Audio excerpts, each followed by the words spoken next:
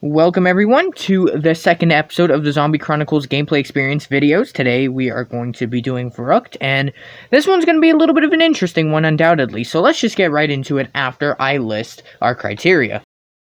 In the event that you did not watch the Nocturne Toten video, I did change the format of how we are going to get our final rating for each of the Zombie Chronicles maps.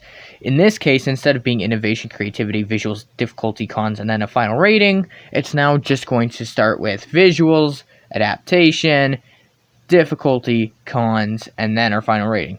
So beginning with visuals for Verrückt, there isn't really much to say. The scary aesthetic still sticks around as it did back in World at War and in Black Ops 1's variation of Verrückt, and Black Ops 3 stays true to that. Although the graphics are improved and all the textures are too, there's not much to say about the visuals. They still hold up and represent the same thing that Verrückt stood for, which is a bit of a creepy atmosphere. Either way though, a little bit of changes but nothing too big. Nevertheless, they are successful. In terms of adaptation, Verrückt did an okay job moving from Black Ops 1/World at War into Black Ops 3. Obviously, Gobblegum is now featured in the map. They even inserted Wonder Fizz into the map, which gave availability to 4 new perks that we hadn't seen on this map previously. And on top of that, the weapons are now set to be the Black Ops 3 weapons as opposed to the Black Ops 1 or World at War weapons, depending on which one you played. And the Samantha doll Easter egg is on this map too, so that's always fun. In terms of difficulty, Verrückt actually stayed true to what it was back then, even despite Gobblegums and the Wonder Fizz being in the map. The reason why I say it stays more true to its difficulty than Nocturne Toten did is because Nocturne Toten went from having 1 perk, which was Meal Kick, to having availability to 9 perks, and that includes Jug and Widow's Wine and Stamina Up, some of the best perks you can think of.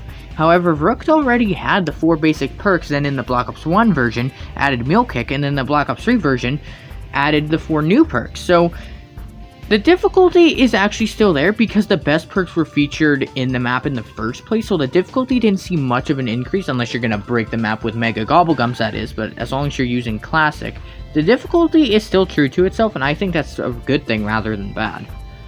Now, in terms of cons for Verrückt, there are a few I have to go through here.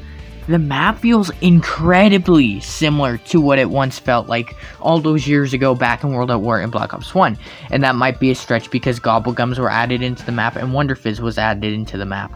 Keep in mind, from Black Ops 1 to Black Ops 3, Wonder Fizz added 4 new perks. That's not that much when you really think about it. And then Gobblegum we've seen so many times that nobody really acknowledges Gobblegum that much anymore because it's such a normal thing at this point. So, really, Verrückt had more material than Nocturne Toten when it started, but ended with the exact same amount. And to me, that doesn't show as much progression. Nocturne Toten originally had 0 perks, then in the Black Ops version had 1, and then in Black Ops 3 had 9. Verrückt started with 4 in World at War, went to 5 in Black Ops 1, then went to 9 in Black Ops 3. Started off better than Nocturne Toten, ended on the same line as Nocturne Toten. The progression was definitely smaller in Verrückt than it was in Nocturne Toten, and I feel like in a way it hinders Verrückt because it just makes Verrückt feel all the more similar and therefore less dignified than all the other Chronicles maps. Not a bad map because it was good from the get-go, like I said, but they could have done a little bit better with the adaptation, for sure. So as a whole, Verrückt is still a decent map no matter how much it mirrors its predecessor. It's a fun map, it's exhilarating, it keeps your attention high, it keeps you on your toes. There's a lot of decent things to be said about Verrückt, but at the end of the day, similar to Nocturne Toten, it is a pretty basic map as a whole. And Black Ops 3, because of its lack of changes, Verrückt doesn't do much better in Black Ops 3 than it did in Black Ops 1. Hell, I'd even say that Verrückt deserves the same score that I gave it for Black Ops 1's version, which was an 8.0 out of 10.